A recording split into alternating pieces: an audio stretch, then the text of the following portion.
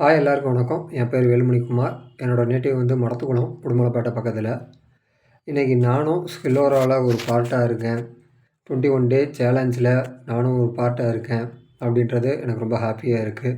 ஏன் நான் இந்த ஹாப்பியாக இருக்கேன்னு சொல்கிறேன்னா, நான் வந்து 5 மணிக்கு என்னால் எந்திரிக்க முடியும் அப்படின்றத ஃபஸ்ட்டு நானே நம்பலை.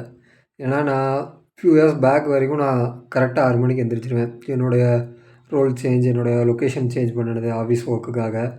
இந்த மாதிரி காரணங்கள் லேட் நைட் ஒர்க் அப்படின்றதுனால என்னால் வந்துட்டு நான் என்னோடய ருட்டீனே 8 மணிக்கு தான் நான் வேக்கப் ஆவேன். அதுக்கப்புறம் தான் என்னோடய ருட்டீன் ஸ்டார்ட் ஆகும். ஆனால் ஸ்கில்லோரா நான் இது பண்ணும்போது எனக்கு ஒரு ஆடு பார்த்துட்டு தான் நான் ஸ்கில்லோராவில் ஜாயின் பண்ணேன். இந்த 21 டே சேலஞ்சில் என்னையோட 10 நாள் ஆகுது. 5th ஜான் வந்து ஸ்டார்ட் பண்ணியிருந்தாங்க. இன்றைக்கி வந்து 14th ஜான் ஆகுது. ஸோ 10 நாள் ஆகுது. இந்த 10 நாளும் பார்த்தீங்கன்னா நான் 5 மணிக்கு எந்திரிச்சிருக்கேன். நான் இதை ஸ்டார்ட் பண்ணும்போது பார்த்தீங்கன்னா என்னால் 5 மணிக்கு எந்திரிக்க முடியுமா, இல்லை நம்ம டெய்லி 8 மணிக்கு எந்திரிக்கிறோம், 5 மணிக்கு நம்ம 4 மணி நேரம் முன்னாடி எந்திரிச்சு நம்மளுடைய ருட்டீனை ஃபாலோ பண்ண முடியுமா அப்படின்ட்டு இருந்தேன்.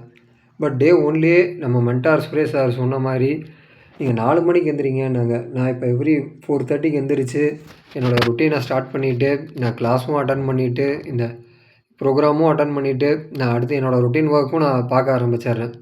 ஸோ இந்த 10 டேஸில் பார்த்துக்கிட்டிங்கன்னா நான் என்னுடைய ட்ரீம் போர்டு ஒன்று க்ரியேட் பண்ணி வச்சுருக்கேன். என்னுடைய விஷஸ் என்னன்றதை நோட் பண்ணி நான் அதுக்கான ஒர்க்கை ஸ்டார்ட் பண்ணியிருக்கேன். இந்த மாதிரி பல என்னோடய ஐடென்டிட்டி என்னென்னு தெரிஞ்சுக்கிறதுக்கு அதுக்கான முயற்சிகளை எடுத்துக்க ஆரம்பிச்சிருக்கேன். என்னோடய டே டு டே என்னுடைய லைஃப் ஸ்டைலை ஹெல்த்தியாகவும், மென்டல் ஹெல்த்தாகவும், ஃபிசிக்கல் ஹெல்த்தாகவும் இருக்கிறதுக்கு என்னென்ன பண்ணணுமோ அதுக்கான ஆக்டிவிட்டியை ஸ்டார்ட் பண்ணியிருக்கேன். இன்னும் கொஞ்ச நாளில் வந்து நான் இன்னும் போல்டாகவும் ஸ்ட்ராங்காகவும் ஆயிடுவேன்ற கான்ஃபிடென்ட் எனக்கே வந்திருக்கு.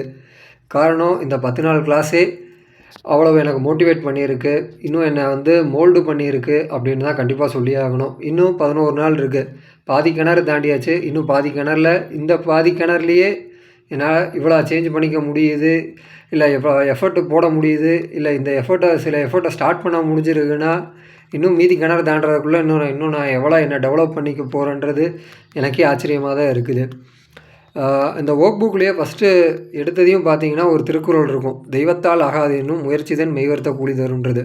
இந்த குறள் எனக்கு ரொம்பவும் ஒரு பர்சனலாக பிடிச்ச ஒரு குறள். நான் பல இடத்துல இந்த குறளை நான் என் டீமுக்கு வந்து ரெஃபர் பண்ணியிருக்கேன்.